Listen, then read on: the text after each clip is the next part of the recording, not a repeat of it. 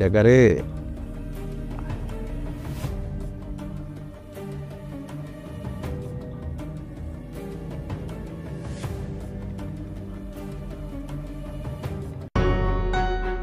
আশা আশা আশা আশা তুমি আসছো? জাহিদ, তোমার কি অবস্থা হয়ে গেছে? আশা তুমি আসছো? আশা বাবা তোমার অনেক মারছে না? তোমার অনেক কষ্ট দিছে।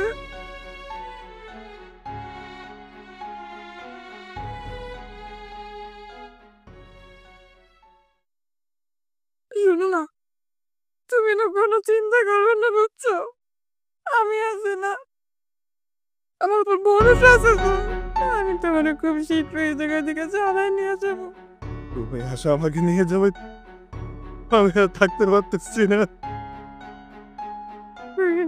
এই পাগল, বিশ্বাস নাই আমার উপর?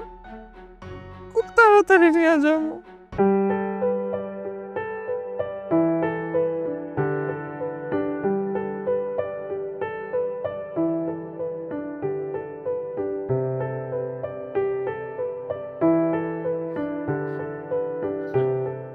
বাবা, কেমন আছো তুমি? আমি ভালো আছি, তুই কেমন আছিস? আমি আলহামদুলিল্লাহ ভালো আছি। এত সকালে রেডি হয়ে কই যাস? বাবা, আমি তো অফিসে যাচ্ছিলাম। তুমি আসো না বাবা, ভিতরে আসো, আসো। না না, আমি আর বসবো না। এসেছে। আসসালামু আলাইকুম। ওয়ালাইকুম আসসালাম। আছি আপনাকে তো ভালোই। আপনারা কেমন আছেন? এই আছি। আমাকে অবস্থা তো আপনি জানেন। আসেন বিয়ে সাহেব, বসেন। না, আমি আসলে বসতে আসি নাই। আমি আসামাকে নিয়ে যাওয়ার জন্য আসছি। কি? আমাকে নিতে আসছো মানে? কিন্তু বাবা, আমার তো অফিসে ছুটি নেই। তাছাড়া অফিসে ভীষণ কাজের চাপ আছে। তুই আর চাকরি করবি না, তোর আমি একেবারে নিয়ে যাব। এ আপনি কি কইতেছেন বিয়ে সাহেব? বৌমা গেলে আমাকে কিভাবে চলবো? আপনার তো আরেকটা ছেলে আছে, সে আপনার দেখবে। আমার কি আর একটা মেয়ে আছে? তাছাড়া জামাই বাবাজির তো কোনো খোঁজ খবর নাই। কত বছর হয়ে গেল, আমার মেয়ের সারাটা জীবন পড়ে আছে। আমি ওরা নিয়ে যাব। তাছাড়া সমাজের নানা মানুষ নানা কথা কয়। আপনাকে ওখানে গেলে কইব না মানুষে? না, কইব না। আমি ওরে নিয়ে যাব, ভালো জায়গাতে সম্বন্ধ আছে, সে জায়গায় বিয়ে দিব ওরে। বাবা থামো, আমি তোমার সাথে কোথাও যাব না। আমি এই বাড়িতেই থাকবো। আমি তোরে এই বাড়িতে থাকতে দেবো না, আমি তোরে আরেক জায়গায় বিয়ে দেবো। তুমি কি ভুলে গেছো যে আমার বিয়ে হয়ে গেছে? আর একটা মেয়ের স্বামী থাকা অবস্থায় সে অন্য একটা পুরুষকে বিয়ে করতে পারে না। জামাই বাবা তো নিখোঁজ, সে যে বাইসে আছে তার তো কোনো নিশ্চয়তাও নাই। আমার ওর উপর সম্পূর্ণ ভরসা আছে। ও একদিন ঠিক ফিরে আসবে। আর যদি কখনো ফিরে নাও আসে, তাহলেও সমস্যা নেই। ছোট্ট একটা জীবনই তো, আমি এমনিতেই কাটিয়ে দিব। 2 দিন পর এগো যা যা যখন সংসার রইব, তখন তোরে কেটা দেখবো। ওরা কখনো আমাকে পর করবে না। আর পর করলেও ওপরে একজন আছে, ওই আল্লাহ ঠিক আমাকে চালিয়ে নেবে। আমি তোমার সাথে কোথাও যাব না বাবা। তুমি বরং এখন চলে যাও। আমার অফিস যেদিন ছুটি থাকবে, আমি তোমাদের বাড়িতে গিয়ে মাকে আর তোমাকে দেখে আসবো। এইটাই তো শেষ কথা? হ্যাঁ বাবা, এটাই আমার শেষ কথা। তুই খুব ভুল করতেছিস মা। ভুল আমি করছি না বাবা, ভুল করছো তুমি। ঠিক আছে মা, তাহলে তুই থাক। বিয়ে সাহেব, যাবেন না বিয়ে সাহেব, বিয়ে সাহেব। আমা, আপনি ভিতরে যান, আমার অফিসের জন্য দেরি হয়ে যাচ্ছে। আর বাবার বিষয়টা নিয়ে একদম মন খারাপ করবেন না, আমি আছি তো, আমি বাবাকে ম্যানেজ করে নেব।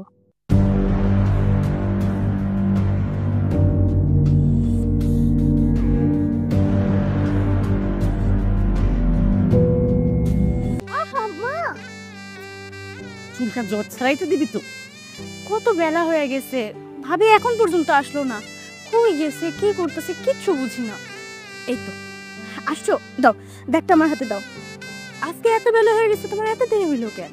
নতুন একটা টিউশন পাইছি বুঝলা, এসএসসি পরীক্ষা দিব, অনেক ভালো স্যালারি দিবে বলছে, তাই তো আজকে নিজে টিউশনটা করায় তারপরে বাসায় আসলাম। আমাদের এত টাকা লাগবে না, তোমার এত কষ্ট করতে হবে না। নিজের দিকে একবার তাকাইছো? নিজের শরীরের অবস্থা দেখো কি হইতেছে তোমার দিন দিন। টাকা তোমার টিউশন করা লাগবে না। টাকাটা তো বড় কথা না সাইমা, 2 দিন পরে এইচএসসি পরীক্ষা দিবে, আর এখন টিচারও খুঁজে পাচ্ছিল না, তাই তো আমাকে এত জোর করলো। আচ্ছা তাহলে ছোট ভাইয়ারে কও, ছোট ভাইয়া করো। তুমি একলা কেন সব দায়িত্ব দিবা? আমরাও তো আছি, এই সংসারটা কিছু আমরাও করি। হ্যাঁ সাইমা তো ঠিকই কইছে, ওনাকে ঘরে বসে থাকে। আহা মা, মোটেও না, এসব আপনি কি বলতেছেন? সিয়ামের তো এখন পড়াশোনা করার বয়স, টিউশন করার বয়স হয় নাই। আর এই যে সাইমা, পাকনা বুড়ি, তোমাকে তো এত কথা আমি বলতে বলিনি। এই সংসারের সবকিছু দেখার জন্য আমি আছি। কি করতেছো তোমরা দুজন? ও মা, আপনার চুলে তেল দিয়ে দিচ্ছেন? আমি ভিতরে যাই, হাত মুখে পানি দিয়ে ব্যাগটা রেখে আসতেছি।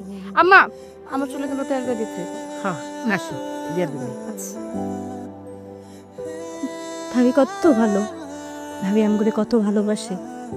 ভাবি যদি না থাকতো আমগো কি অবস্থা যে হইতো। আরে মা, আল্লাহ আমার পোলাগার নিয়ে যাইব দেখি, এত ভালো একটা মাইয়া পাঠিয়েছে। জানো ভাবি এখনো বিশ্বাস করে ভাইজান ফিরে আইব। ভাইজান আসার আশায় সে এখনো পথ ছুঁয়ে বয়ে রয়েছে। ওই বিশ্বাস করে আছে, ওই বিশ্বাসটা নিয়ে ওরা থাকতে দে, ক্ষতি তো কিছু নাই। কি গো সাইমা রানী, তোর চুলে তেল দেওয়া হয়নি? উঠো উঠো, এখন মা আমার চুলে তেল দেয়। হ্যাঁ